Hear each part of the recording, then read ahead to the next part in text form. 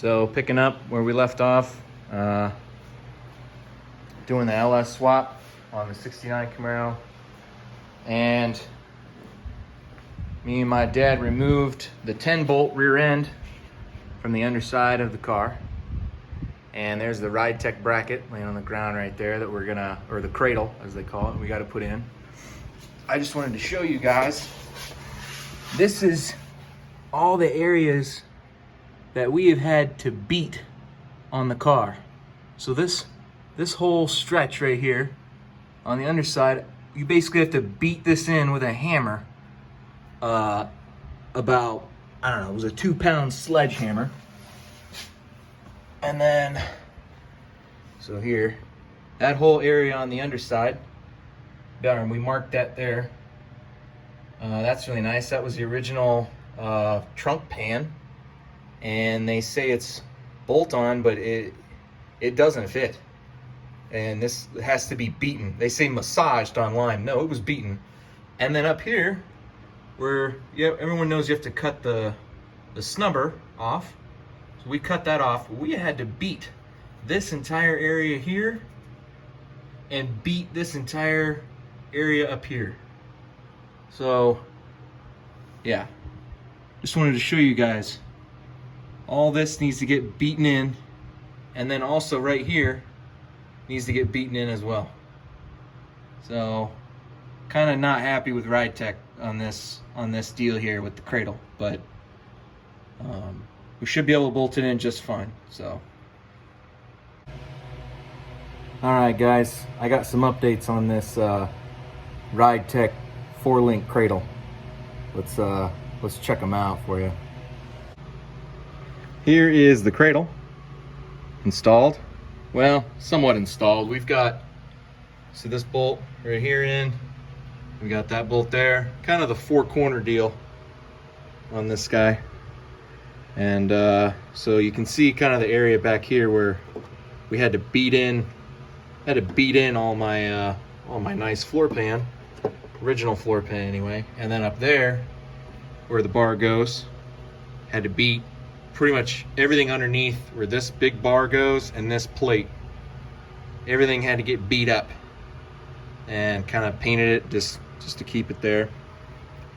So Ridetech has updated their bolt-in on this. It's not just a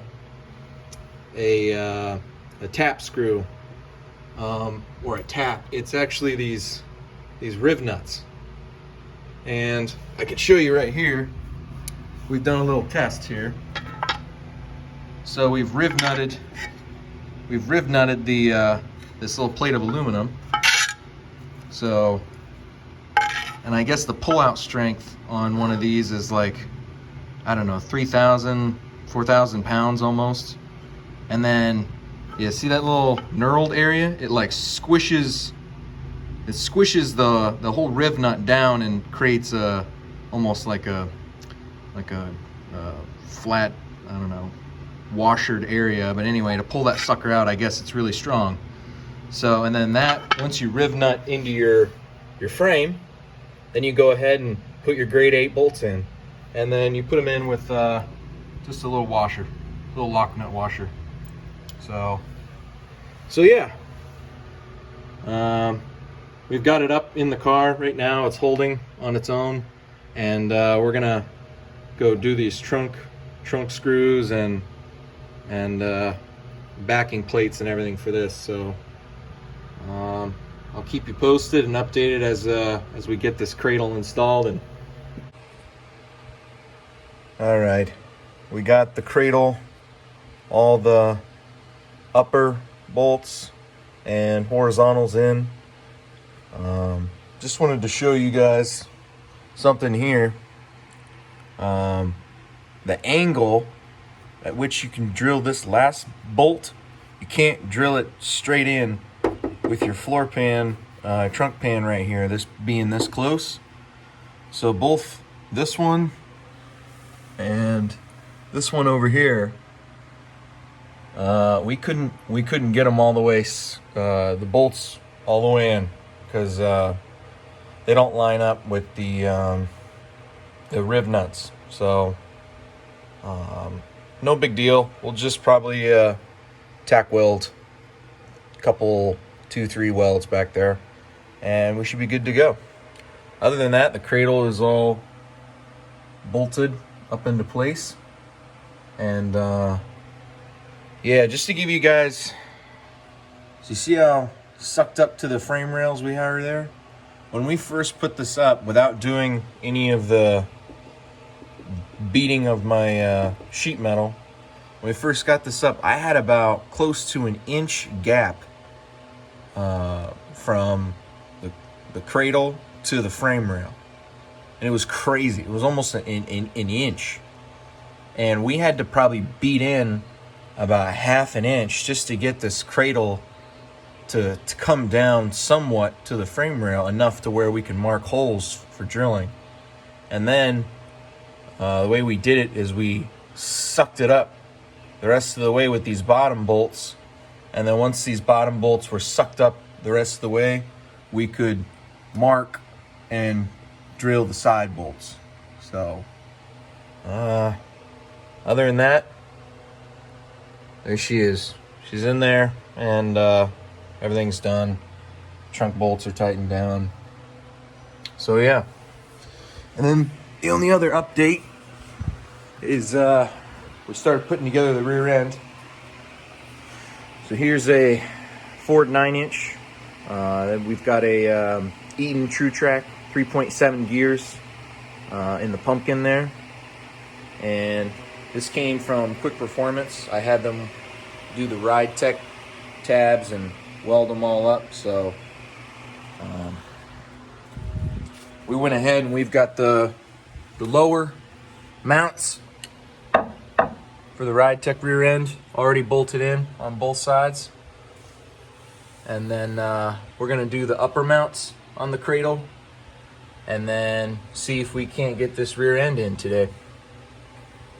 All right, well, check in with you later when we get the rear end up. All right, guys, update time.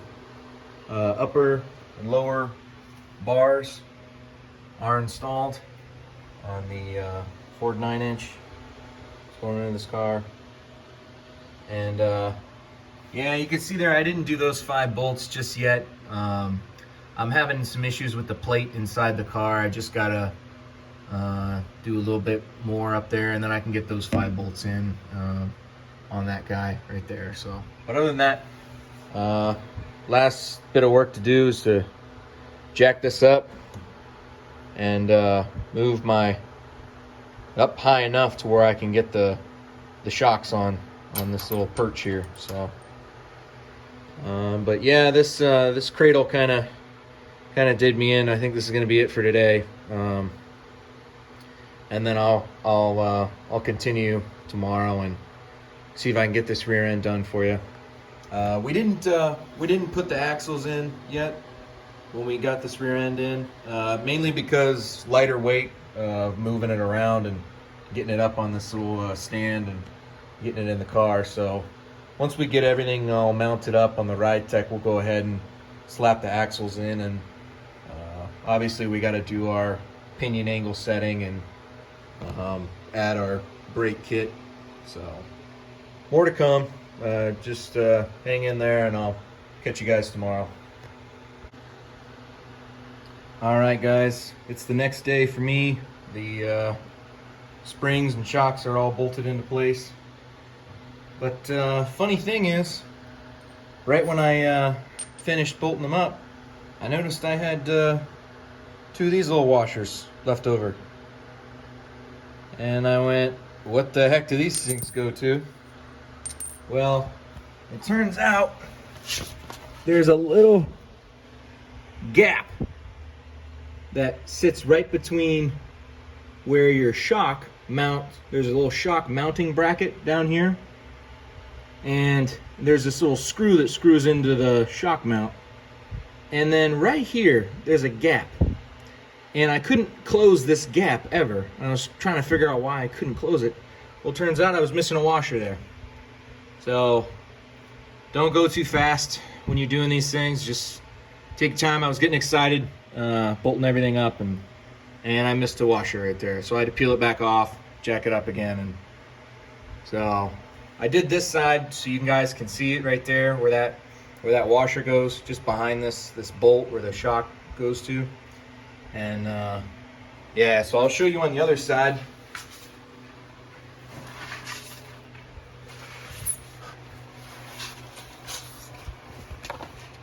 So I don't know if you can see it, but there is a gap here, and I can't close the gap. And I tried, and then I realized that hey, dumbass, there's a washer. So I'm gonna peel this side off again and put the washer on, and then should be all bolted up, and I can focus on putting the axles in. So I'll see you guys in a little bit. All right, here we are, gents. The Ford 9-inch with the Ridetech Cradle is all installed. We did get the those bolts put back there that I mentioned. We were having some issues with that backing plate that goes on the inside of the car. So I can show you what that looks like.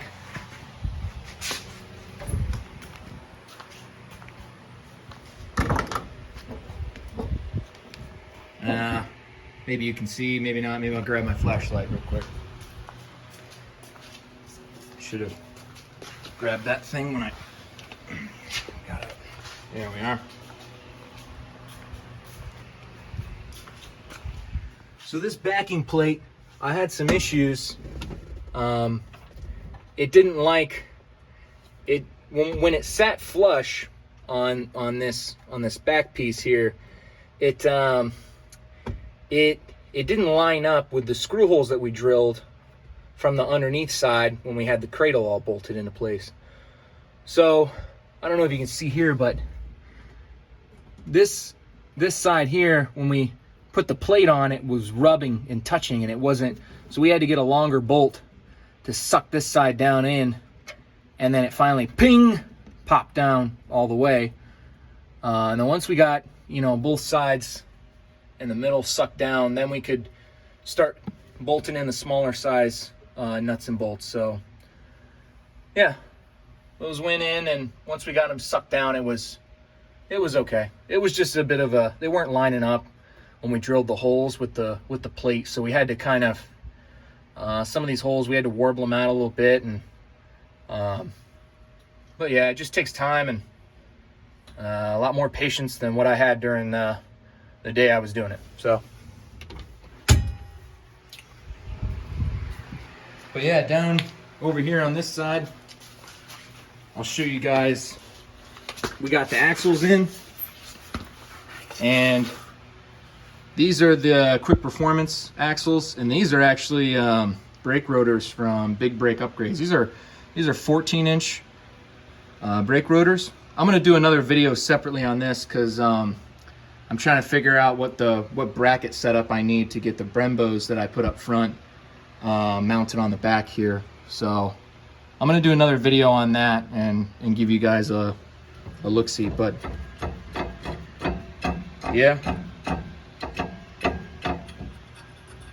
I'll see if I can show you what the axle looks like here. Sorry, I'm just unscrewing this rotor, but I bolted a wheel, so I only have 2 front wheels right now. I don't have the rears, but I wanted you guys to see what the back would look like.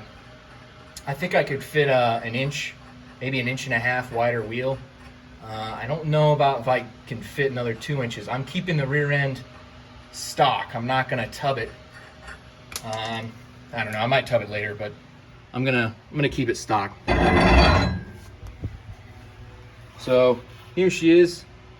Here's the axle. When you do big brakes like this, I went with 3-inch long studs, just because, if you add a spacer, or if you get custom wheels, you don't have lots of room if you go with 2 inches or 2.5. So you go 3, and I have plenty of room now. So yep, axle went in. This is the axle retaining plate here on the Ford 9-inch. I just need to figure out the brake bracket that I'm gonna put here. So. But that all came out really nice. Yeah, I just didn't like that I had to beat a 1/2 inch into my out of my sheet metal down below to get the cradle in, but very happy with the outcome. So let me put this back on and I can show you the wheel on the other side.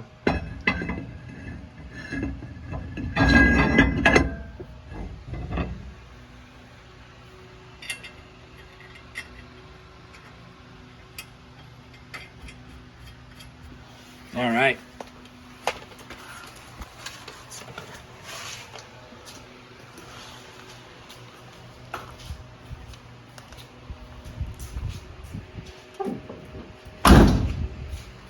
So that's what she'll look like, kind of the front and rear.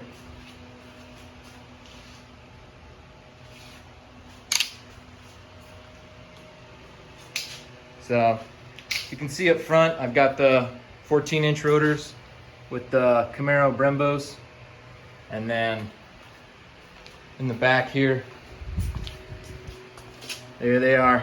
There's the rotors. I just need to figure out the brackets for the Brembos. So, but yeah, real happy. She's all done. That's it for this video, guys. I'm gonna do another video with the brake kit on the rear end and probably the drive shaft here soon, and we're gonna start diving into that engine more and getting the wiring and Terminator X Max hooked up. So, thanks for watching, guys. I'll catch you in the next video.